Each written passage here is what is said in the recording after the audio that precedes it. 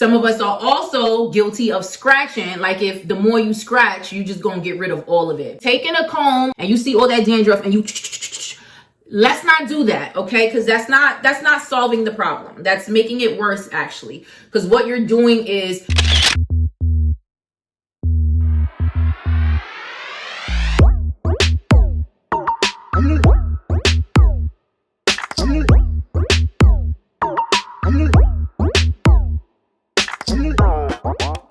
okay. Dang, we're back. Okay, we're back. Let me fight the urge to look at myself, okay? Let me fight the urge to look at myself. We are back. We have a new background. But anyway, before we jump right into the video, can we address the elephant in the room, y'all? Can we please address the elephant in the literal room? And the elephant is me. I mean, first of all, let's look at all this. Let's look at this thriving, flourishing hair. Let's just do that for a quick minute, okay? Because I'm too excited because y'all don't know how long I've come. Y'all don't know my story, okay? In my alabaster box, y'all don't know what she's been through. She, me, her, the hair, all of that. We've been through a lot. And the bottom line is that we are thriving. So what month is this? This is March 2022, y'all, okay? March 2022. Now, I don't mean to date myself or date the video, but I just had to let y'all know that everything that I tell y'all to do works. One, I'm the #1 guinea pig, okay? I am the #1 guinea pig over here. Anything that I tell y'all to do, trust and believe, she, me, her, I'm doing it myself. Sorry to speak about myself in third person. I swear I'm not a narcissist. I hope I'm not. And at the end of the day, like, I'm just flourishing out here and I'm very excited. And, you know, I just want to show y'all this. Listen, let me come closer because struggle curl no more. Struggle curl no more. Now, I know y'all been nice to me out here in these YouTube streets, and I really appreciate that because some of y'all ain't come from my struggle curls, and I love that. And that's how I know y'all real ones. Y'all riders out here because a lot of y'all ain't pointing out the struggle curls, and I really appreciate that. Okay, sorry. Hey baddies, it's your girl Bevy with HairScripts, and I have some great news. If you are experiencing hair loss, meaning it's shedding, it's thinning, you have bald spots, it's breaking, you don't know what the problem is and you don't know how to treat it and how to fix it, do me a favor and go to the hairscripts.com. Go to our website, the link is down below, and use our scalp evaluation tool where you can upload up to 6 photos of your scalp and your problem area. And one of our HairScripts hair loss experts will get back to you, not only with the full evaluation, but a treatment plan on how you can personally regrow your hair back based on your hair growth concerns. But that's not all. You'll also get product recommendations that are going to be better for you and not for your neighbor. Okay, so personalized hair care, girl, that's where it's at. And if that's not good and that's not reason enough for you to go, it's free, okay? Don't say I didn't tell you. Bye. So for those of you who are new here and you're ready to tune out, please hold that thought. Stop for a second. I'm Bevy with HairScripts, and on this channel, I talk about how to grow your hair back, especially if it's falling out. We talk about healthy hair and scalp over here, okay? Now, I'm not one to really do a whole lot of videos on how to get the curls popping, all that. There's a whole lot of girls out here that are bad and they make that happen. But when you over here because, I mean, you're a little older than 35. You know what I'm saying? If you're younger, I love you too. I'm your auntie. But you're a little older than 35 and you know things ain't sitting up the way they used to. Collagen is dipping and dropping. This is not that video. But, you know, I'm showing you how to restore your hair, how to regenerate your hair after hair loss, okay? If you've been diagnosed with some type of hair situationship like I have, by the way, that's androgenetic alopecia. Yeah, I'm here to show y'all that it's not a death sentence and you can keep what you still got on your head or grow it back, okay? But that's not this video. If you want that testimony, check it out. It's somewhere on this channel. So we're here to talk about dandruff. All right, so we all know what dandruff is, okay? Maybe we don't know scientifically what it is, but you know how it presents on your scalp. It's clinging to your scalp, it's flaky, it's nasty, it's dry, it's all over the place, it's embarrassing you, especially when you wear all black. You went to the all black party, okay, thinking that you was that girl, and then you walk out realizing that you have a whole bunch of dandruff right here, okay? That's how dandruff embarrasses you, and then out here making you think that you ain't clean, like you ain't taking showers. Yes, sis, you taking showers, but your scalp is beyond dry, okay? Because the myth is that it's only dry scalp. That is one variation of dandruff, but it could be a variation of many different things, okay? So, you know, over here I talk about science, okay? I've said that in many of my spiels. I'm trying my best to keep one consistent because I realize that not the same people watch the videos all the time. So I gotta give y'all a spiel that's consistent. Help me out, y'all. I don't know, like, oh, we talk about science, we talk about whatever. Anyway, so let's talk about what dandruff actually is. So dandruff, besides how it presents and how it looks, is a mild form of seborrheic dermatitis. Seborrheic dermatitis, I have a whole video on that. In very, very layman's terms, it is a fungus on your scalp, okay? AKA yeast on your scalp. Now, ladies, you know we don't like yeast anywhere, okay? Long story short, it's seborrheic dermatitis, which is fungus on your scalp, AKA yeast on your scalp. Let's just keep it a buck. Nobody likes yeast anywhere. Now, let's also keep it a buck. Yeast and bacteria, it's part of our microbiome. It sits all over our skin. What we're talking about is an overgrowth, right? When your pH is not balanced, okay? Now, you got to keep that pH happy, you know what I mean? You got to be Libra about it. You got to be balanced, you know what I mean? And if she's not balanced, she will let you know, okay? And I'm talking about down there, but everywhere on your body, okay? When there's an overgrowth of yeast or bacteria, you will know, okay? So it's a mild form of that. Now let's go into the different types of seborrheic dermatitis or the different forms that you may be experiencing. But you know what we like to do by we people, right? We like to just kind of bunch everything, generalize, and see if we see some flakiness. We like to just think that it's dandruff. By the way, in this video, and I don't know if I mentioned this because I was too busy like really enjoying my fro right now. And my curls, okay? I forgot to mention that I'm gonna tell you how to treat this, okay? Because we talk about treatment, management, preventative, and maintenance, okay? That's what we talk about here on this channel, okay? I'm not gonna tell you what's wrong with you and not tell you how to fix it, okay? That we don't do that over here. And if I have done it, forgive me, okay? I'm working on me. So different forms that you may have that you don't know. Let's just start with the first one, malassezia, okay? Malassezia, again, is another form of seborrheic dermatitis. It's an overgrown. It's usually when the sebum production on your scalp is just placaling. You get what I'm saying? Your sebum production is fleeking, it's tweaking, and she was supposed to give, but she gave a little bit too much. So again, that's an overgrowth of yeast, okay, on your scalp. So that's malassezia, aka malassezia fervor, whatever. That's what it's called, okay? There's psoriasis, which causes inflammation, plaques, and dryness. A lot of times you can have psoriatic seborrheic dermatitis or psoriatic dandruff, okay, on your scalp.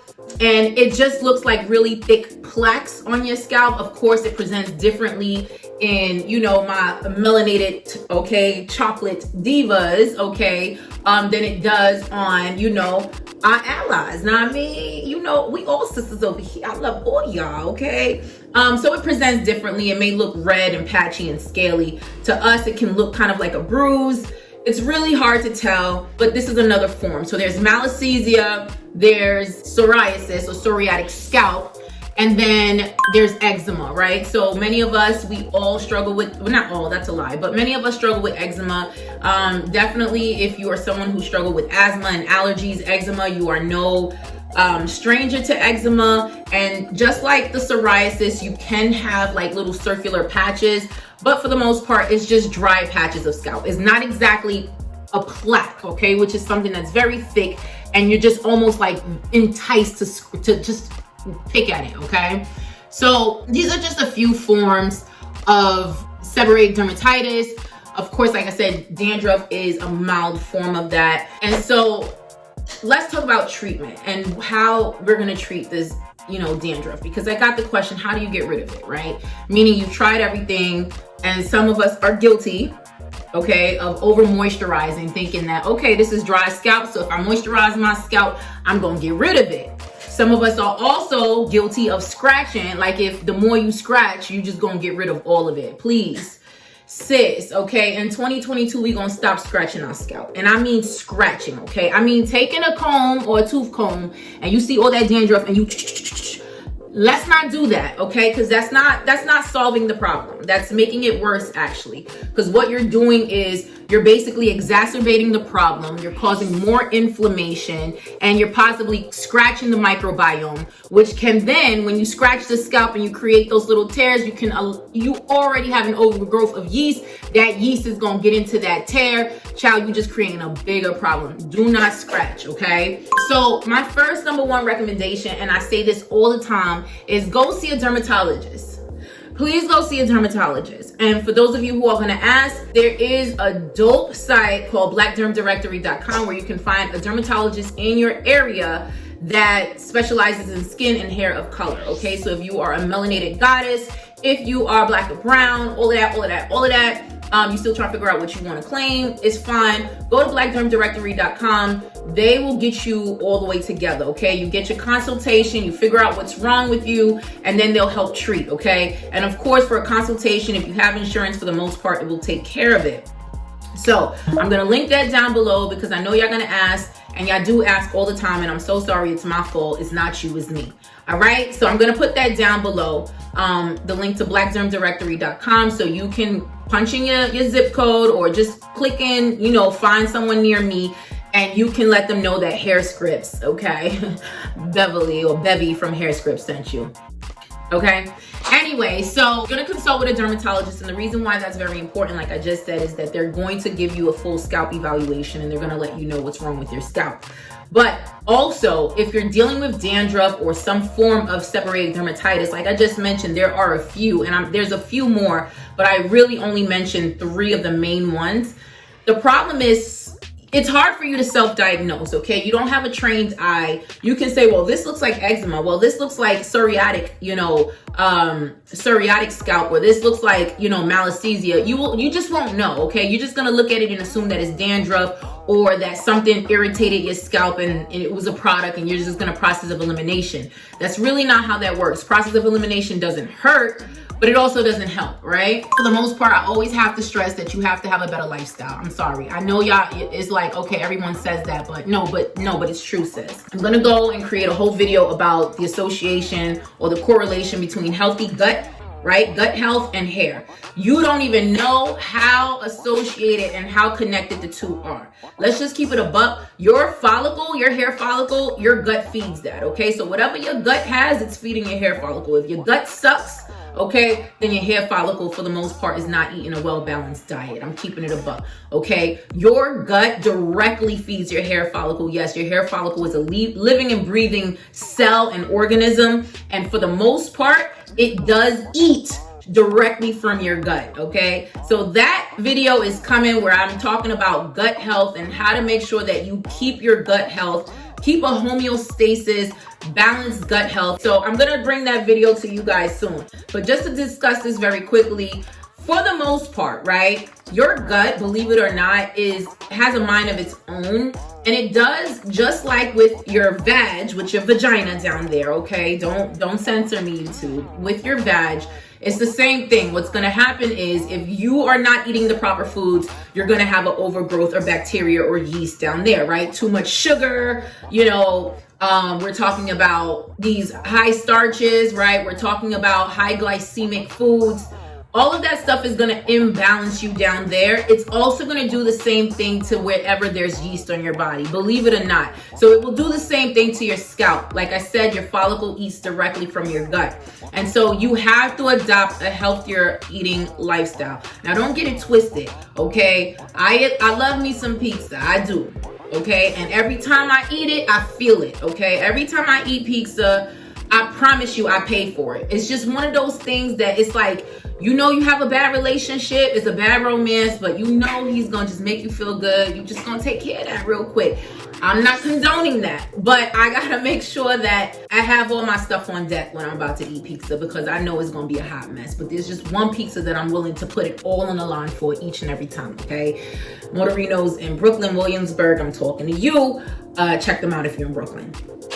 Anyway, so long story short, what was I saying? So you have to adopt a more whole food diet, high fibers. And of course, you want to start eating things that have great bacteria in them, and that's going to get that gut health up and running. Okay, so I'm talking about things like, of course, we're talking about Greek yogurts, we're talking about sauerkrauts, but this is not really about the gut health. But in that gut health video, I'll go deeper into, you know, the high bacteria foods that are good bacteria foods. They're like prebiotic, probiotic foods that you want to eat to balance that out. Okay, so for the most part, the second thing with your gut, if you're not doing it because there's not enough food in the, I'm telling you, especially if you're trying to watch your waist, you're just not going to be eating enough to get all the nutrients and the bacteria, the good bacteria that you need. So I recommend, highly recommend, probiotics and prebiotics. Okay, there's other things like enzymes, which I'm just breaking this down for you.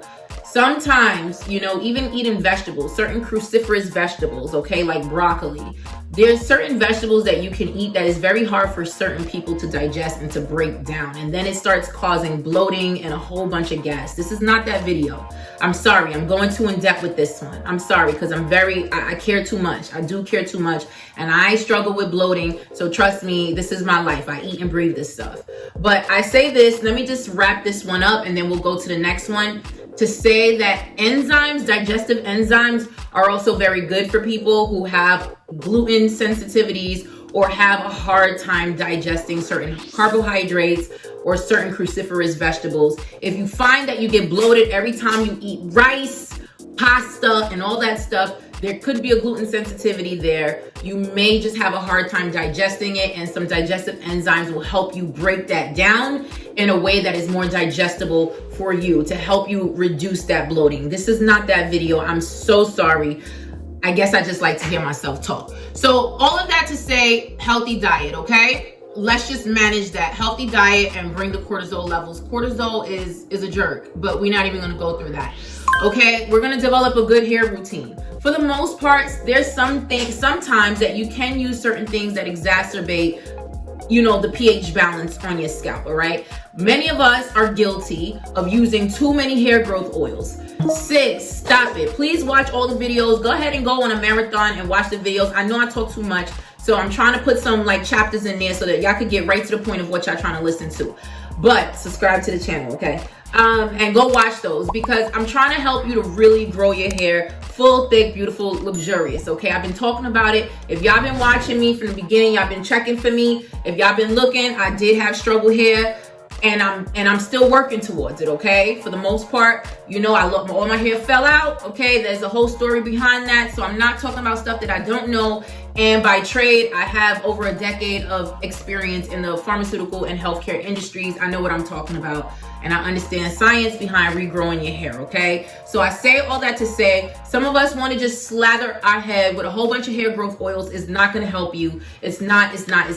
I'm not going to go into detail in this video about why. And yes, hair growth oils are good. Yes, they do work and they can work, but there's a science behind it. There's a multifactorial approach to hair growth, and it's not going to all happen with just the oil. But sometimes what is going to happen is you're going to sit there and you're going to mess with your pH, especially if you're using high comedogenic carrier oils like coconut oils and olive oils and even avocado oils. These oils are good for other things, but if you slather it on your scalp, you are clogging your pores, and now you're creating a pH imbalance and you're creating dandruff. So be very mindful of your hygiene, right? Of shampooing weekly, cleansing your scalp, making sure that you are not overclogging your scalp with products that are comedogenic and that are going to cause you to break out, or in some cases dandruff. Okay, let's move on because I took too long with number one.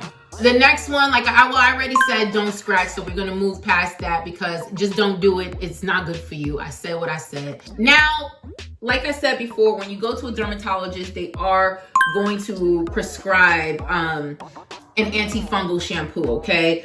I'm a firm believer that prescription trumps anything over the counter any day, okay? Let's just keep it a buck. Prescription is strong. It works, is effective, and has clinical studies to back it up. It has to be FDA approved to even be a prescription, okay? So there's a whole lot of channels and checks and balances that has to happen before something can be a prescription. So a lot of us swear by nutraceuticals, meaning, you know, these these supplements and things like that, but that's not really FDA regulated. But let me not stir the pot in this video, because I'm a supplement girl. I love them because I understand the mechanism of action. There are clinical studies behind some of the ingredients and the actives and inactives that will support why this particular supplement would work.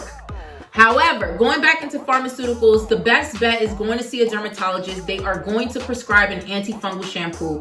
Most antifungal shampoos, they have the word AZOLE in them. AZOLE, A-Z-O-L-E, is an antifungal, okay? It's the same thing that you'll use if you're putting something on your toes. If you have any type of fungus on your body, whether it's in males' cases, jock itch, if it's athlete's foot, you know, all of those are the same thing that you would have on your scalp as far as sebderm. It is the same spectrum as far as the same type of strand, okay? There's different strands, but believe it or not, many of them are related, okay? But if you, for whatever reason, I don't understand why some of us are just gluttons for punishment and you don't want to see a derm, or you don't have insurance and you don't want to pay that fee, and I understand that as well, there are a few over-the-counter solutions and options that I would recommend, okay? Now, all of them are not created equal, so don't just go over there and just start buying stuff that says it's good for dandruff, because you have to understand the science and how some of them work. Some of them are just marketing ploys and money grabs, like any product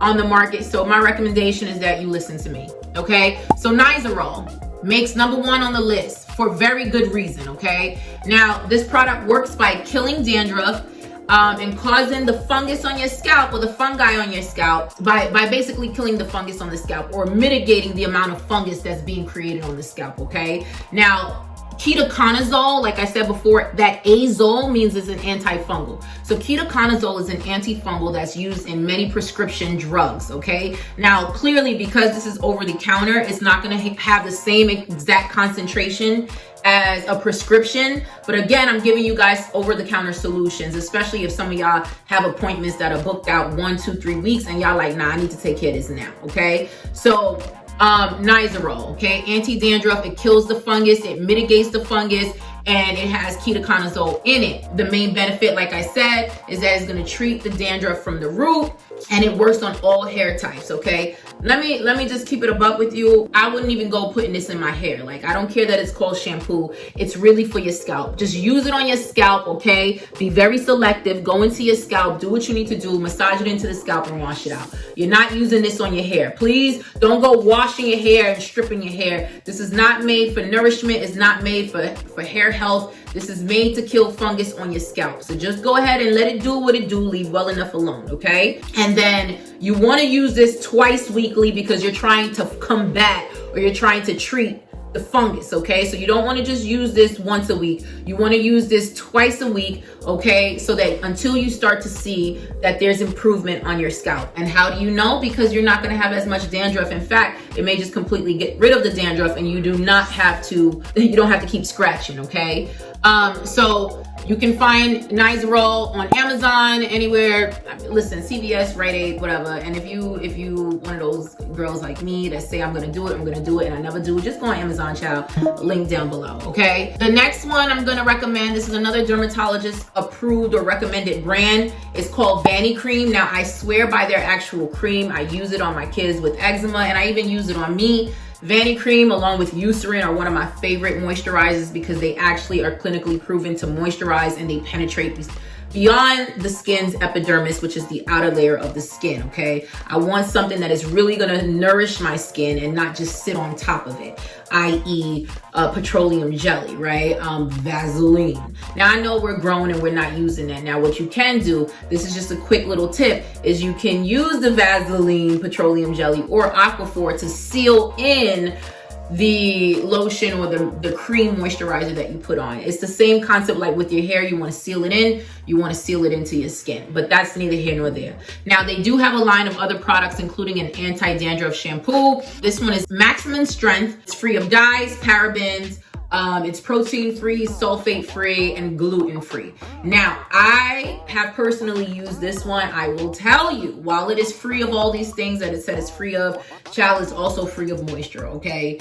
This is not for the faint at heart. So if you want to feel like you washing your hair with little miniature knives and kitchen knives, use this one. Like I said, it's really good for the scalp, for getting rid of the dandruff. Like I said, I personally have used this one, and it's very stripping. This one will leave your hair feeling like super dry, super dry. So again, think about what you're using it for. You're not using it for your curls and to pop your curls and for hydration and moisture. You're using this because it's a medicated shampoo to treat the dandruff. So I would just focus on the scalp and then go on and shampoo with what you're going to shampoo with, okay? This one, like I said, is extra strength, but again, twice weekly until you've treated the actual problem, okay? Right, so another thing is, this one you can find, again, at CVS, Rite Aid, Walgreens, all of the big guys. And you can find it on Amazon, link down below. I forgot to mention you want to leave it on your scalp for a few minutes before you wash it out, okay? All right, so the next one, now we're going into things that are a little bit more clean and more like, you know, safe for your actual hair that's on your head. You know, my girls that are into clean beauty, that are into, you know, stuff that's not going to strip your actual hair because you're trying to treat a problem. There is one called Ethique Healy Kiwi, okay? Now this is the only shampoo bar on this list, but it has a kiwi line scent. If you're a girl like me that loves scents, I love scents, okay? Now, yes, I understand the science behind some fragrances, and some of them, they're all not created equal, and some of them can be disparaging, but I love to smell good, okay? I'm just that girl. I love to smell good. I just do. So I do love a scent, okay? I'm not an anti-scent girl, okay? So this bar, this shampoo bar is vegan. It contains all natural ingredients to soothe and clean your scalp, okay? So it has like oatmeal in it, Ayurvedic oil, and it helps to fight dryness, sensitivity, and flakes. Now, personally, I have not used this one because, like I said, I usually just go to a dermatologist and just let them prescribe, or I use the Nizoral or the Vanny Cream one because I do like stuff to be strong for what I need it to do. But for those of y'all who really do not want to dry our already dry hair, this is a really good one, okay? Now, obviously, you rub this directly onto your hair, from the tip to the root, okay, during your wash. You want to do this 3 to 4 times, okay? This is what they recommend. And of course, you're going to follow up with a conditioner. So I personally am not a wash and repeat 3 to 4 times on my hair, but you know, this one is pretty mild. It's a very clean soap. So if we're talking about something that's very mild and very clean, if the manufacturer recommends that you do use it 3 to 4 times in one wash, it's because they want it to be effective, okay? So if you're choosing to use this one, please listen to the manufacturer. I know we want to do what we want to do, y'all. I know, me included, but sometimes the manufacturer knows best, okay? Because they're the one that manufactures the products. Sorry, I said I'm gonna play with it because I mean, look at it. All right, so this one doesn't have any active ingredients in it. Like I said, it's a clean version, but what it does have is ingredients or natural ingredients that are good for soothing the scalp. Now, this one, I'm just gonna say, I'm gonna take a stab out there and say this is good for soothing, but not treatment, okay? So just keep that in mind. So let's move on to one that is not clean per se, but it's another over-the-counter recommendation. This is the Biolage Scalp Sync Anti-Dandruff Shampoo, okay? This one, again, is an anti-dandruff shampoo that soothes the scalp. The active ingredient is pyrithione zinc, okay? And it's the main and only active ingredient really in the shampoo. And it has antibacterial, microbial, why can't I talk today? And antifungal properties, okay? So all those properties are good. When you think about all those properties, the first thing that jumps out if you're an all-natural girl is aloe vera, because aloe vera has all of the above properties, okay? So all these properties are in this shampoo. Why should you choose this shampoo over the Nizoral and the Vanny Cream? Like I said, this one is also thinking of nourishment, right? It has nourishment in mind, but it also has an active ingredient that's not so strong that it's going to actually dry out your hair. So if you want a 2-for-1, meaning you still want to nourish your hair while you're treating your dandruff, the Biolage is a good one, okay? This one I believe you also use twice a week. Again, when we're talking anti-dandruff, we're talking about treatment. And because you're treating a condition, this is not something you're just gonna use every week like you're washing your hair. You're just using it temporarily until the situation is mitigated. And so to treat dandruff, you wanna use this twice a week. Leave it on your scalp for 1 to 2 minutes before rinsing it off, and then you rinse it off, okay? Without having to be concerned that it's gonna dry out or, you know, compromise your actual hair's texture, okay? Link down below for this one as well. So those are my recommendations. Overall, I'm gonna keep it a buck with you. If I were you, what I would do if I'm dealing with dandruff is just go straight to the dermatologist. I ain't got time. I just ain't got time. Dandruff, you can't stay here. I'm not one of those people that want to play with you. If you are on my scalp, I need you to be gone because I gotta be great, okay? And I don't need you embarrassing me. I just don't. I mean, not even for you, but for me. So anyway, that's the question. The question was, you know, can I give you some recommendations on how to get rid of dandruff? Those are some recommendations. I do believe I have a video on here that talks about some more natural stuff that you can do, like ACV rinses, aka apple cider vinegar rinses, and of course aloe vera. Who is not gonna love aloe vera? I didn't bring them up here because point blank in the period, like I said to y'all, I'm not really a DIY kind of girl. I'm a science, active ingredient kind of girl, but I do like to mix it up. I'm semi-homemade. So from time to time, I'll give y'all some stuff that I personally would do myself. And aloe vera is that girl. She's a goat. You can never go wrong with her, okay? Now, with aloe vera and ACV rinses, they are good for maintenance, not for treatment. So I have to throw that out there because a lot of us are looking for natural solutions, and I get it. I absolutely get it. I mean, what were our ancestors doing before there was all these active ingredients, all right? But I will say to you, if you really want to treat the problem, and then use these natural remedies as maintenance, because I don't know how long these natural remedies are just going to take to treat the problem. I just don't know. But anyway, that's this video. I've been talking enough. I think I've spoken too much. I'm sorry it's longer than it was supposed to go. I hope you got something out of it. Please subscribe to this channel. And please congratulate me for this growth, okay? Love you. Bye.